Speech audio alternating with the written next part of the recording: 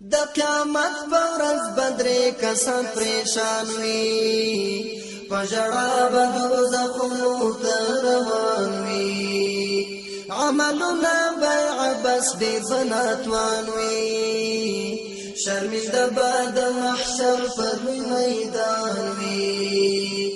د قیامت په ورځ به د ژوند لار. زموږ د نن ورځې د خپرونې موضوع د آخرت ویره. عملونه به عبث ډېر به ناتوان وي، شرمنده به د محشر پر لوی میدان وي. بسم الله الرحمن الرحیم. الحمد لله رب العالمين حمد الشاكرين، الصلاة والسلام على سيد الأنبياء والمرسلين سيدنا ونبينا وشفيعنا ومولانا محمد وعلى آله وأصحابه الطيبين الطاهرين. قدرمن اوریدونکو د ژوند د لارې د خپرونې مینوالو، السلام علیکم ورحمة الله وبرکاته. ستاسو روغتیا او خوشحالي د پاک رب نه غواړم، په دې هیله چې د صحت او عافیت جامې پر تن ولرئ او خوشحالي مو په برخه وي. دا دی زه محمد یاسین فهیم د ژوند د لارې د خپرونې په وړاندې کولو کې ستاسو په خدمت کې یم. زموږ د نن ورځې د خپرونې موضوع د آخرت ویره. درنو اوریدونکو، په دې خپرونو کې انشاء الله د الله رب العزت د هغو خاصو بندگانو د اعمالو او کړنو یادونه کیږي چې هغوی د آخرت څخه ویریدل. نو د دې خپرونو اوریدل د هر مسلمان لپاره ضروری دي، تر څو په دې باندې پوه شي چې د الله رب العزت دغه خاص بندگان څومره له الله څخه ویریدل او د دنیا ژوند ورته څومره بې ارزښته ښکارېده. سبب یې دا و درنو اوریدونکو چې پر الله جل وعلا شانه او آخرت ټینګ ایمان او باور درلود. همدغه د ایمان ځواک و چې په ډېر لږ وخت کې په نیمه نړۍ کې اسلام خپور که. خو نن موږ ګورو چې د دنیا ټول مصیبتونه په اسلامي نړۍ راوریږي او مسلمانان د غلامي او محکومیت ژوند تیروي. دا ځکه چې نن ورځ زموږ ایمانونه کمزوري دي او یوازې په خوله مسلمانان یو او زیات شمیر عملونه زموږ کفارو ته ورته دي. څه چې د قرآن غوښتنه ده، څه چې د محمد رسول الله صلی الله علیه وسلم د ویناوو او د لارښوونو غوښتنه ده، موږ په هغې باندې عمل نه کوو. قرآن کریم لولو، قرآن کریم تلاوت کوو، خو عمل پرې نه کوو. صحابه و کرامو رضی الله عنهم به په کفارو شرطونه ایښودل، د کفارو نه به جزیې اخیستلې. خو نن کفار په مسلمانانو باندې شرطونه ږدي، ځکه چې موږ د الله رب العزت ویره له خپلو زړونو څخه ایستلې ده او موږ ته د یهودو او نصاراو عملونه ښه ښکاریږي.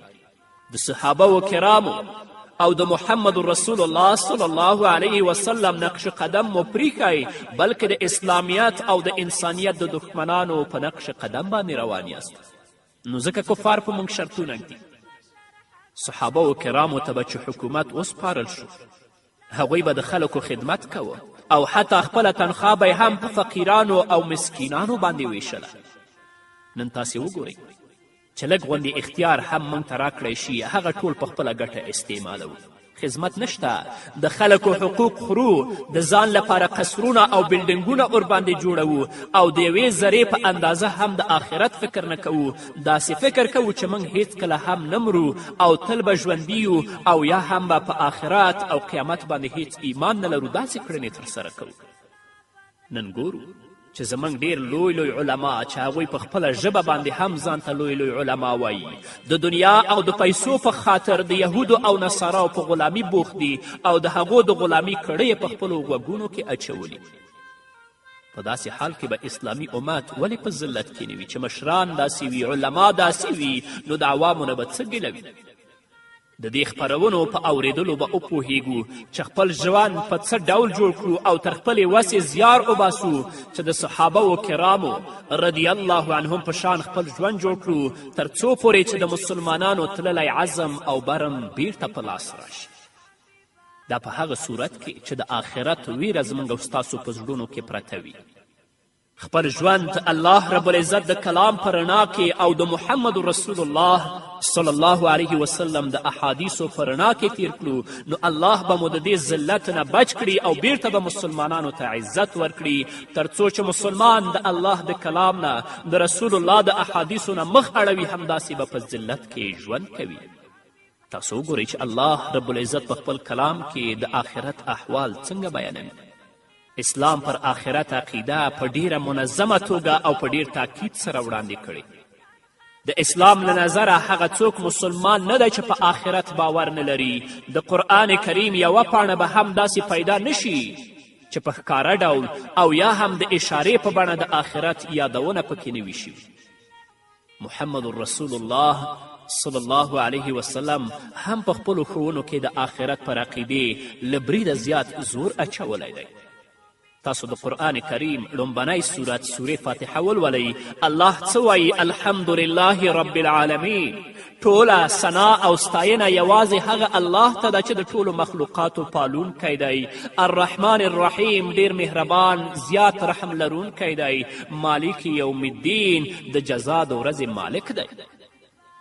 تاسو ګورئ الله رب العزت په خپل کلام کې د قرآن په سر کې په سورت فاتحه کې د آخرت د ورځې یادونه کړې، مالک یوم الدین.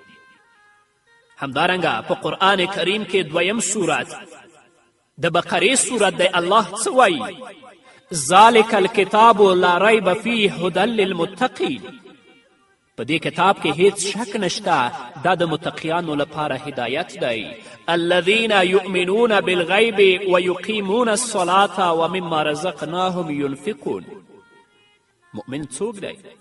هغه کسان دي چې په غیب و ایمان لري، لمونځ قائموي او زموږ له ورکړې روزي څخه انفاق فی سبیل الله کوي. څه چې موږ ورکړي دي د هغو پیسو نه د الله په لاره کې مصرف هم کوي.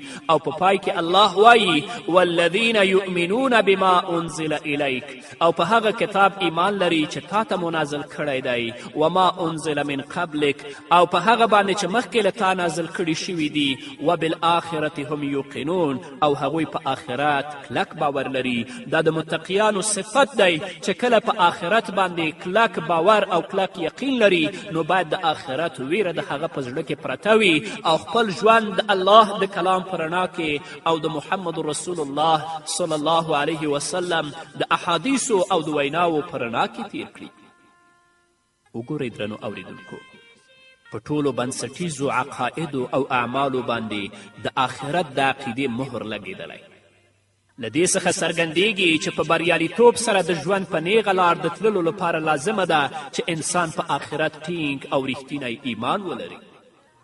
یو سړی مونځ کوي، زکات ورکوي، انفاق فی سبیل الله کوي، خو په آخرت باندې ټینګ یقین او باور نه لري، هغه کس ته موږ مسلمان نشو ویلی. نو په ټولو بنسټیزو عقایدو او اعمالو باندې د آخرت د عقیدې مهر لګېدلی. د قرآن کریم ډیر زیات سورتونه د قیامت او آخرت په بیان سره پیل کیږي او د ډیرو زیاتو سورتونو پای د قیامت او آخرت په بیان سره کیږي. د حاقه، معارج، زلزال او قارعه سورتونه په مکمله توګه د قیامت او آخرت په بیان کیږي. او په دې ټولو صورتونو کې د قیامت په بیان او خبر دومره زور اچول شوی دی چې د قیامت او وروسته له هغې څخه د راتلونکو حالاتو تصویر او نقشه د انسان تر سترګو کیږي. د قرآن کریم دا صورتونه باید په ښې پاملرنې او غور سره په وار وار تلاوت شي او ژباړی وکتل شي تر څو په انسان کې د آخرت یقین ژوندی او تلپاتې شي.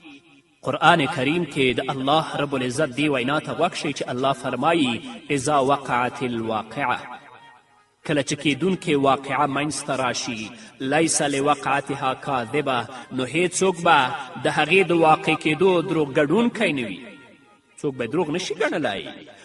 خافضة رافعه، هغه به ښکته کوونکې او پورته کوونکې وي. اذا رجت الارض رجا، کله چې ځمکه به په هغه وخت کې یو دم وخوځولی شي. وبست الجبال بسا، او غرونه به په داسې شان میده میده کړی شي. فکانت هباء منبسا، چې خورا وره دوړه به ترې جوړه شي. قیامت به الله رب العزت په داسې شان باندې په موږ او تاسو راولي. همدارنګه الله رب العزت په صورت تکویر کې د آخرت د ورځې د وحشت نقشه داسې بیانوي اذا الشمس کوورت کله چې لمر ونغښتلی شي و اذا النجوم انکدرت کله چې ستوري تت او خواره واره شي و اذا الجبال سیرت کله چې غرونه وخوځولی شي. الله به دا غرونه داسې میده میده کړي لکه څنګه چې تاسو ته د مر په وړانګو کې ذرات ښکاري.